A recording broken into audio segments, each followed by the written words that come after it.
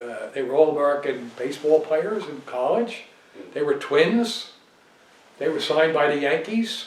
Never heard from them. I guess they never made it because I never heard them again. But they had a talented family. I mean, Christ, he had all this talent in the family with athletics. It's amazing to see this. But Doug was a down-to-earth type young guy. He was single at the time. In fact, Pat and I had one of our family girls went out to double with him. He was single. We went out to dinner after a ball game. He gave us 4 tickets, and we went to the game. And so he was a nice guy. And he was here, and he was, I don't know how many guys he was close to at the time, but we had a good relationship when he came into town. And Zach Sasek, I can remember, I can't find some of it. I got paperwork for you, but some stuff I haven't been able to find. But we had an experience, maybe I started telling you this. We started playing bridge, and I got a call from him that he saw Camille down out in Washington, D.C. But he ended up where he met my wife and I went down to see him in Washington, and he ended up going out to California, to Southern California, where there's a big base down there, and they brought in I think it was the third military, it was the third division, Marine Division. 3rd Marine Division they were starting. That's where Sasek became a company commander, because they were starting this new battalion. They needed some of the upper officers to come in to take over the battalions and the companies. And he wasn't a company commander, he was a battalion commander. Wow. And so he was a big shot in the military. And I can still remember receiving my first letter from him, and he was on a boat in I forget the name of the bay that's right there at Vietnam. Saigon. Saigon Harbor, or whatever the hell it was. Saigon was the city. And he wrote me a letter on the boat at that time that he was in there.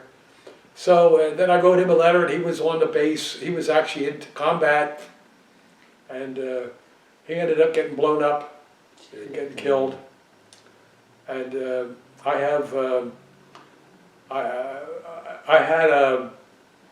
my wife and I guess maybe 10 years ago, were going through some of this stuff and stuff I was looking like for you and stuff, and we came across a letter he sent me, which I have, 20 years ago, and I couldn't find it. And I got into the letter. I read the letter, and I was almost in tears reading the letter. I let my wife read it, and she was about the same. And about he was in combat at the time when he wrote me the letter. And this is 20 years ago, So I took it upon myself to go online and see if I could find Captain Sasek. Boom, up comes his picture, all his medals, and a tribute to him, and all this stuff. I got it all. It's wow. Absolutely to read and all this. It's amazing to read this about him. And I read all that, and his son put a lot of stuff in there on it, and of course a lot of his people that was in his infantry wrote on his life history here. They wrote letters to his family about their experiences with him. Being running the battalion and running this and running that and being in battle with him and all this. So it was quite an interesting thing to read about him. Sounds like he was a front man. He wasn't sit back. He was with his men. It sounded like that. He was up there. He was fighting. He wasn't in some kind of off base area, because he traveled with the guys, and they were living in tents and stuff. Like he said, he would write on his backpack. He would be writing letters on his backpack to me. And And he had, two of his boys were like 2 or 3 or something like that, or one, I can't remember, he had a daughter also, maybe 3 or something. So they never knew him.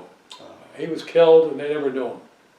And the wife eventually remarried, and the kids went with her and him in a new marriage. And they made their own life again, and he was gone. But I got a hold of the kids since they were writing the notes in here, and I wanted to send them notes that I had from their father. They had nothing on him in the military. All they had stuff from people, and when he died, they had all that stuff. They didn't have anything about him as a person. And I'm writing personal stuff about him. So when I sent him the letter, his letter, to them, they came back to me so quick, it was amazing. Please send me a copy of that letter. I never heard about this stuff about my father playing baseball. I just knew he did play baseball, but I didn't know what he did. They had baseballs with, Gil Hodges and Joe DiMaggio and all these other things. On the baseballs came from somewhere, but they didn't know where they got it from. And I had that around. I got stuff around like that too. And so they had paraphernalia from him, but they didn't know what he did or where or how or whatever. So I was helpful to fill in a lot of stuff.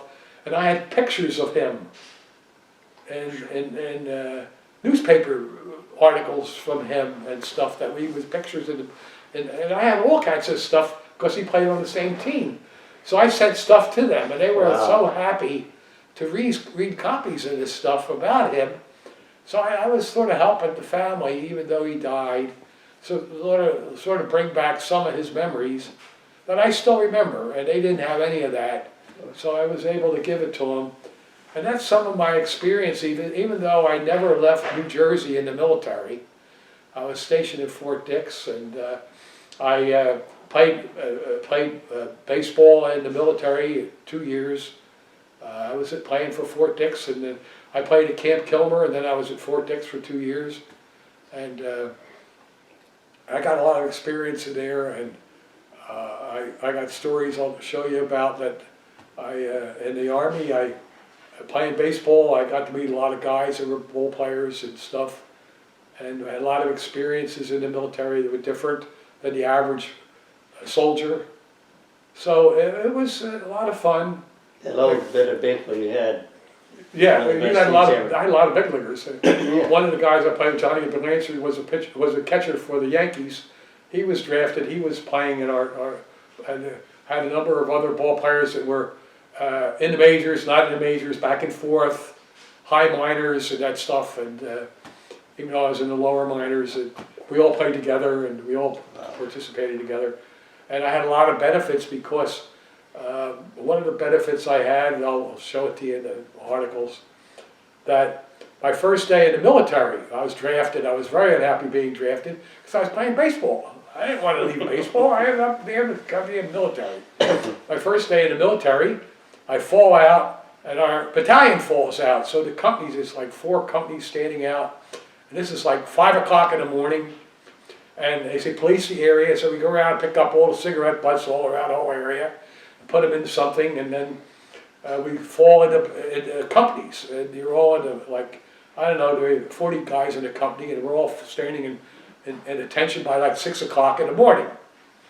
And all of a sudden somebody comes up and says, "Private Walter Zebrowski, report to the company commander." And all these guys standing around, and I fall out, these 2 guys go with me, and I go up to the company commander's office. And like, what did I do wrong? I'm going up.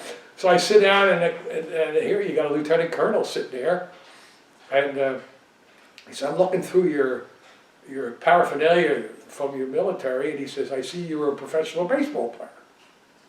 What position did you play?" I said, "I played shortstop." He says, "We could use a shortstop. We want to play a post team right now. The other day, I'd like to go to the games." So he says, "I'm going to sign you out. You're not going to be in your normal position anymore. You're going to be signed out, and you're going to be over in this other area where you're going to be able to work out in the gym and play baseball." Wow. I'm in the Army one day. Oh my goodness. One day.